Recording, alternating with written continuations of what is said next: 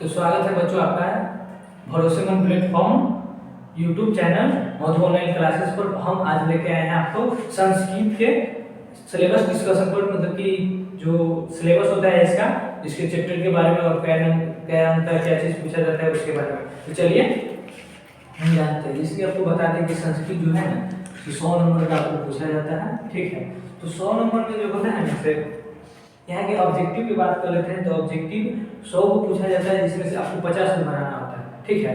तो आपको हम बता दें कि यहाँ पे जो व्याकरण होता है, ऑब्जेक्टिव का व्याकरण जो होता है वो 7 होता है, जिसमें से आपको पढ़ना होगा वर्ण, ठीक है, संधि, उपसर्ग, प्रत्यय, लकार, समास, विभक्ति, ठीक है। ये 7 को से ऑब्जेक्टिव से पूछा जाता है, ठीक है। तो इसको भी पढ़ना जरूरी है। तो देखिए अब फिर आते हैं हम बुक में। बुक से भी जो ऑब्जेक्टिव सब्जेक्टिव रहता है उसके बारे में भी हम चर्चा कर लेते हैं। पहले चैप्टर है मंगलम पाठ, ठीक है। दूसरा है पाटलिपुत्रम, तीसरा है आलस्य कथा, चौथा है संस्कृत साहित्य लेखिका, पांचवा है भारत महिमा, छठा है भारतीय संस्कृति, सातवां है नीति श्लोक, आठवां है कर्मवीर कथा, नौवां है स्वामी दयानंद, 10वां है मंकानिकी वर्णन, 11वां है जो ये जो चैप्टर जो है ना से व्यापथिक, ये व्यापथिक मतलब आप देखिए चैप्टर पढ़िएगा तो समझिएगा। और 12वां जो है कर्ण से दानवीरता, जो कर्ण जो होता है ना, बहुत दानवीरता होता है, उसके बारे में पढ़ना है। 13 क्या है विश्व शांति, 14वां जो है शास्त्रकार, ठीक है। ये चैप्टर 14 चैप्टर है जो बुक का है, ठीक है। अब चलिए देखिए ये जो 14वां चैप्टर है ना, उसमें से ये जो आपको उस 2 नंबर का जो इसके जो होता है ना, तो ये आपको हिंदी में लिखना होता है, ठीक है।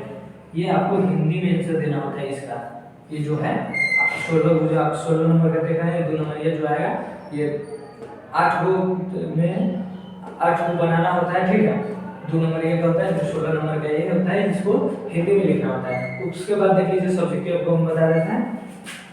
गद्यांश, जो गद्यांश होता है वो आपको 13 नंबर का हो जाएगा, ठीक है। अनुच्छेद, अनुच्छेद जो हम बता देंगे एग्जाम से पहले, इसका एक वीडियो आ जाएगा आपको 20-20 मिनट का, 15-15 मिनट का, इसमें एक को आपको बता देंगे। लेख, पत्र लेख होता है, ठीक है। अनुच्छेद ये अनुवाद है, ठीक है। अनुवाद ये भी 6 नंबर का। तो आप देख लिए हैं कि जो सिलेबस जो होता है संस्कृत का, मतलब किस तरह से बोर्ड में पूछा जाता है।